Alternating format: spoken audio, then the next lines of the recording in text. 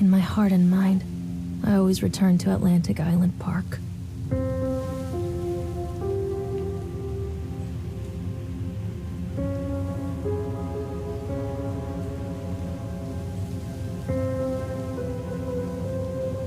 Where's Mr. Bear? I haven't seen Mr. Bear, Callum.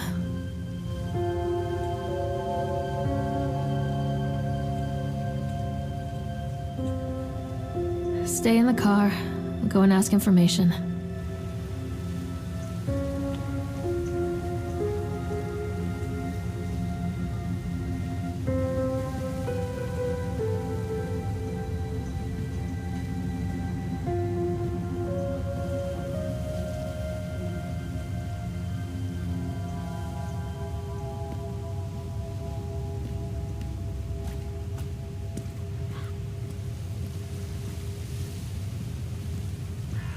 Attention, patrons. The park is now closed. Please make your way to the car park at your earliest convenience. Employees prepare the park for shutdown. Callum was born the day this place opened. This is his favorite place in the world.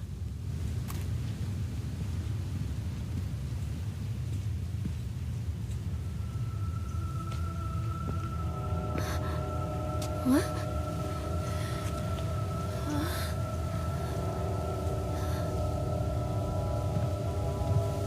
Hey, Lorraine. Lorraine. Don't blame yourself, Lorraine. People lose things all the time. Take a deep breath. Think about the last place you saw your son's teddy bear. Hey, stop! I think your boy just ran into the park. I'll unlock the gates for you.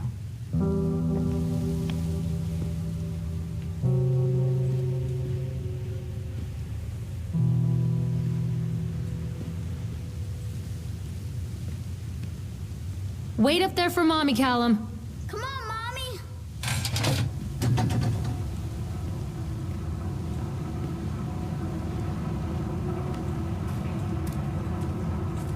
There's something special about the entrance to an amusement park. A line drawn between the real world and the world of whimsy within. On this side, the apathy of our everyday lives. And on the other, anything we might dare to dream. It's no wonder Callum ran back inside. I wouldn't want to leave either. Attention, employees. The park is now closed. Have a safe journey home.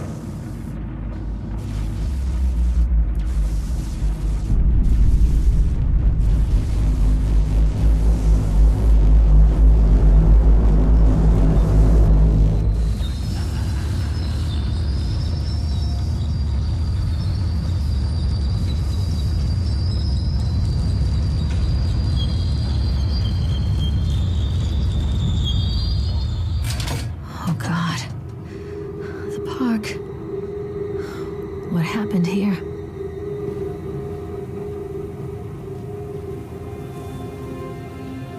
It's easy to get lost here.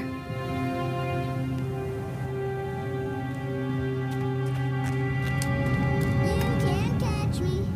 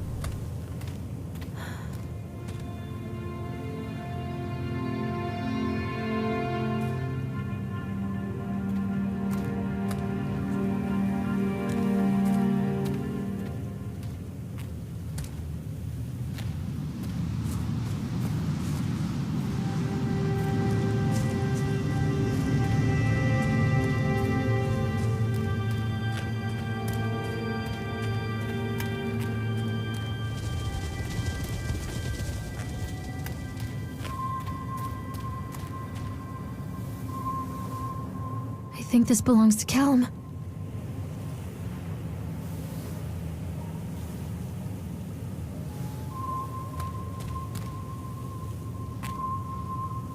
Chad the Chipmunk, huh?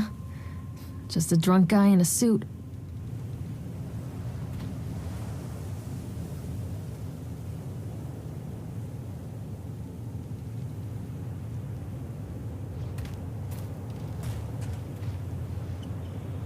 What is this about?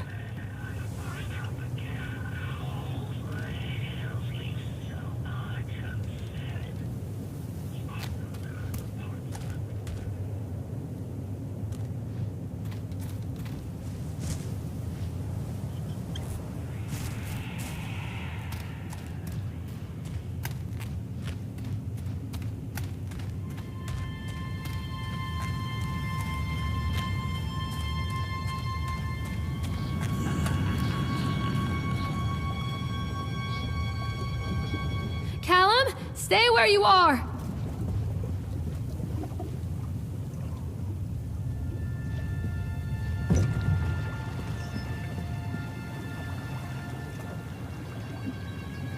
Come on, Mommy.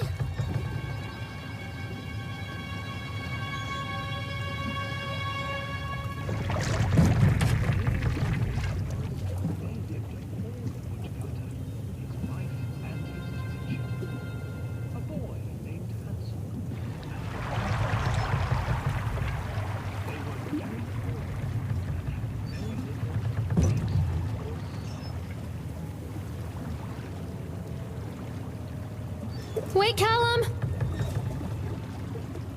Come back. Come back, Callum.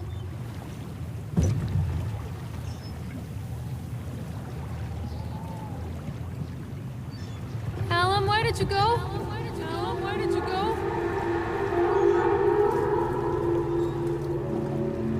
Near a great forest, there lived a poor woodcutter, his wife and his 2 children. A boy named Hansel and a girl named Gretel. They were very poor and had very little to bite or sup.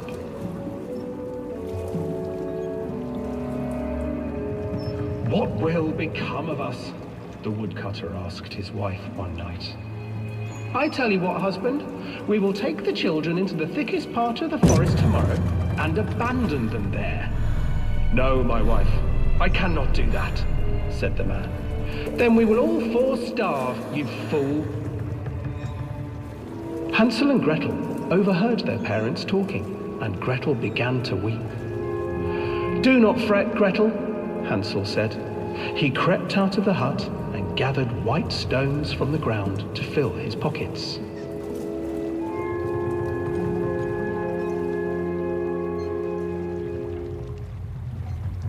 The next morning, the woodcutter leads the children into the forest. Before they leave, their mother gives them a slice of bread and warns them that they will get no more food that day. Clever Hansel leaves a trail of white stones behind them as they pass into the woods. When their father leaves them, the children wait a while, then follow the trail back to their parents' house. After receiving a thorough scolding from their parents for getting lost in the woods, the children are sent to bed without any supper. Hansel tried to sneak out and collect more white stones, but found that the door was locked. Tomorrow I will take them into the woods myself, the wife told the woodcutter. In the morning, their mother gave them a slice of bread and led them deep into the forest once again.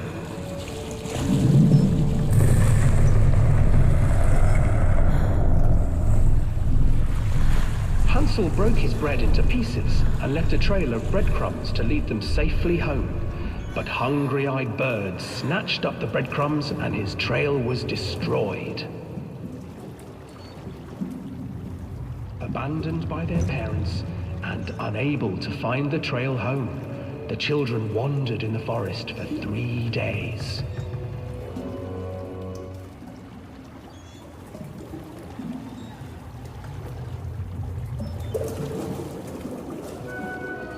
The children stumbled into a clearing with an exceedingly strange house. Its walls were made of gingerbread, and its windows were panes of clear sugar. Hansel, desperately hungry, ran forward and began to nibble on the walls.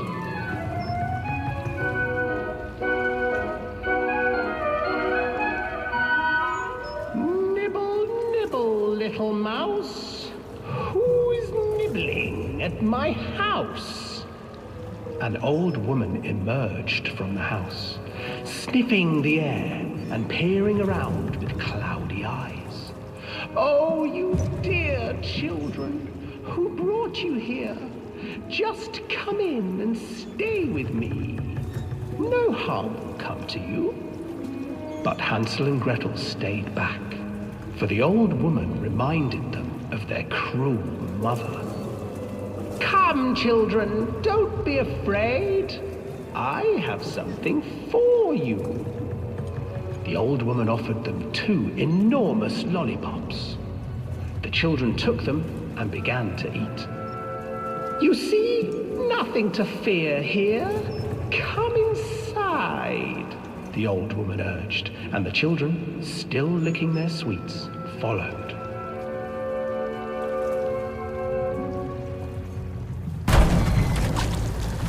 Once inside the house, the old woman changed. She stuffed Hansel into a cage and put Gretel to work, sweeping and cleaning her hut. Your brother will make a good mouthful, the old witch told Gretel. Once he is fattened up, I shall feast upon him.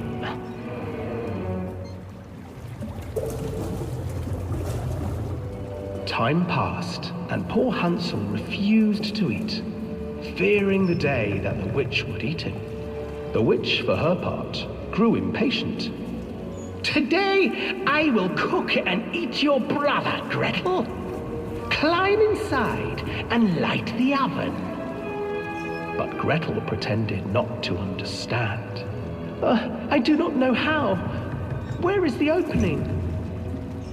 Fool, the old witch said. The opening is here. And she moved to show Gretel.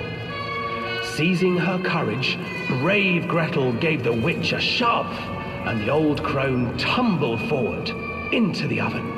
Gretel slid a large iron bolt over the door to the oven. Gretel freed her brother Hansel, and together they lit a fire beneath the oven. And though she screamed and begged, the children sat by the oven until her screams had stilled, and the witch was cooked. And then, because even children can't survive on sweets, they divided up the body of the old witch and ate her.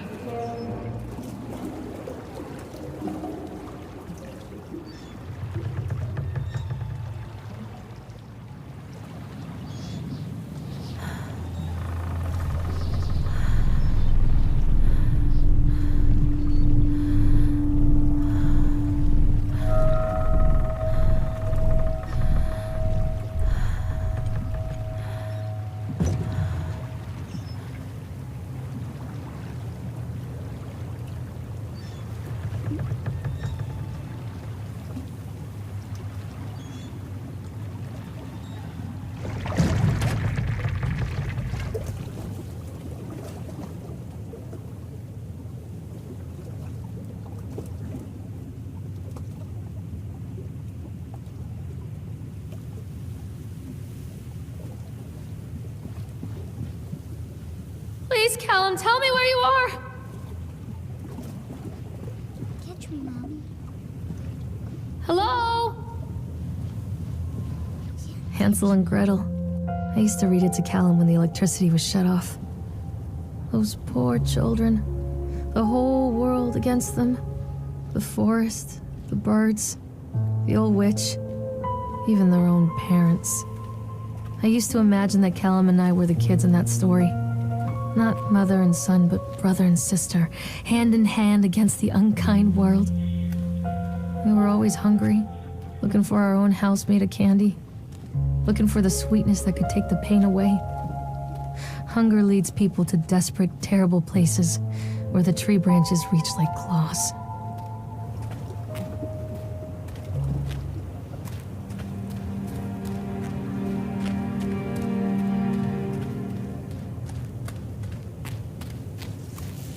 Another accident.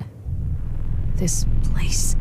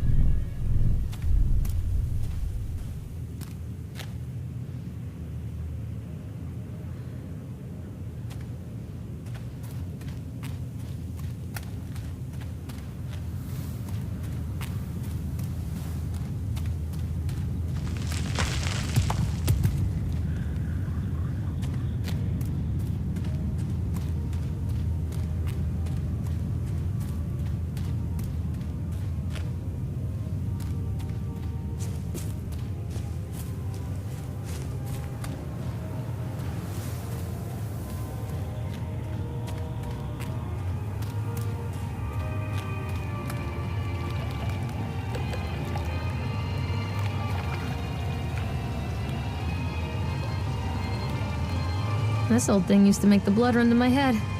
Make me dizzy. The guy just snapped. Those poor kids.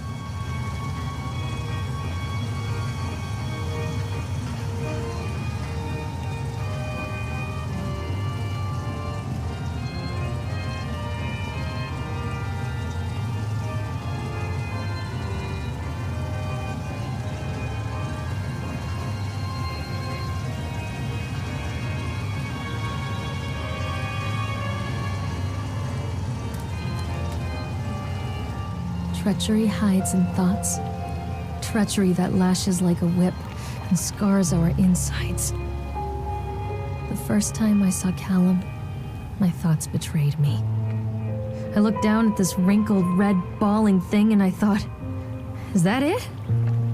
We build our world from expectations, and the world that I had built for Callum was no different. He was so real, so there, and so far from my expectations. They shattered, and as they fell in pieces, that one treacherous thought became a new foundation. All of the love that we shared, all of the warmth and goodness that followed, built on a single, traitorous thought.